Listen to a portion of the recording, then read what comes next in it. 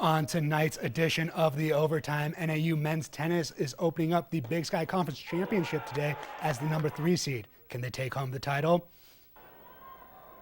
NAU football played their annual spring game last weekend. Is this team for real, or was last season's offensive explosion just a fluke? And finally, the Arizona Diamondbacks season is in full swing. Can the Snakes win their first division title since 2011?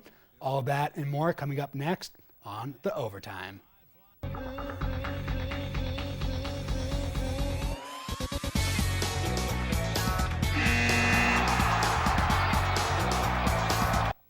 Well, thank you for joining us and welcome to this edition of the Overtime, Northern Arizona's only sports show. I'm your host, Jason Friedman. We have a great show lined up for you tonight with a lot of local sports action. And joining me tonight in studio is sports reporter Matt Stern. Matt? Jason, I'm excited to be here. I'm pumped. Let's get this show on the road. Well, let's not waste any time then, Matt. Conference championship season is upon us, and the NAU men's tennis team has been on fire, winning 6 of their last 7 matches heading into the Big Sky Championships. Just a couple hours ago, the tournament kicked off with the Jacks as the number 3 seed. Matt, can these guys bring home a conference title? Jason, I think the Lumberjacks have a great shot at winning the Big Sky, and I see them as a dark horse in this tournament. Now, the Jacks come into this tourney as the 3 seeds, which I think is very impressive in its own right after such a horrendous start at the beginning of the season.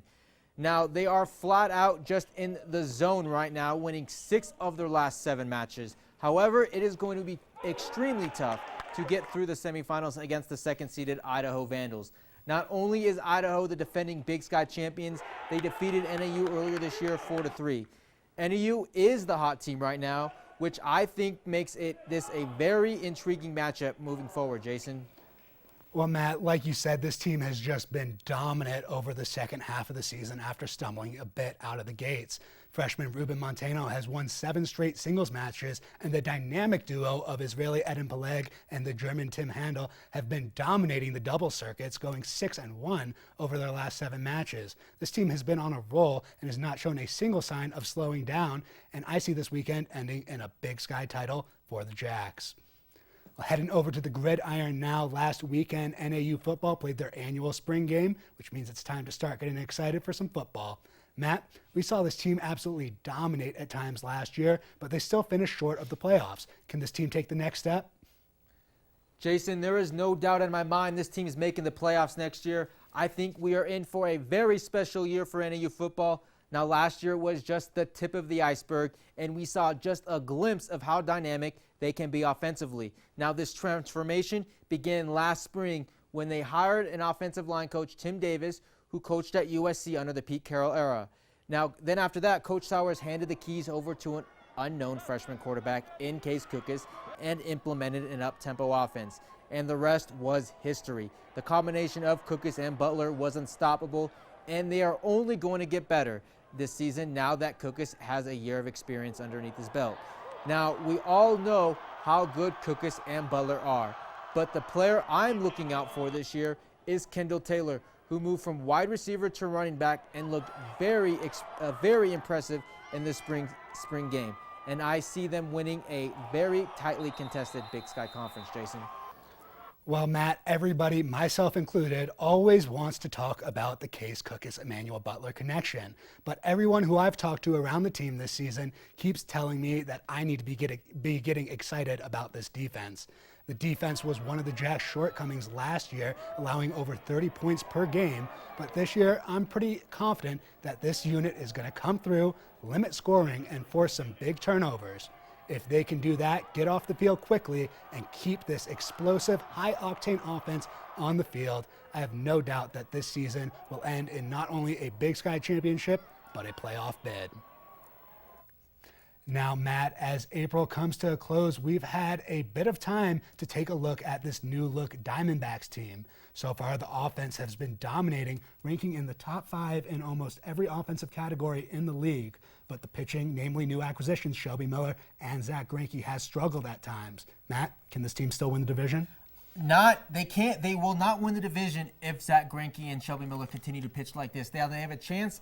I still see them as the third best team in this division, either way, even if Greinke pitches at his best. Well, you talk about Greinke and his pitching, and you look at the ERA, and yeah, it's scary. It's over 6. Nobody wants to see that from their ace, but he is still putting up over 7 strikeouts per 9 innings and has just 6 walks to 24 strikeouts on the year. He has thrown 30 2/3 innings this year. 22 of those innings, the opposing team has not scored a run.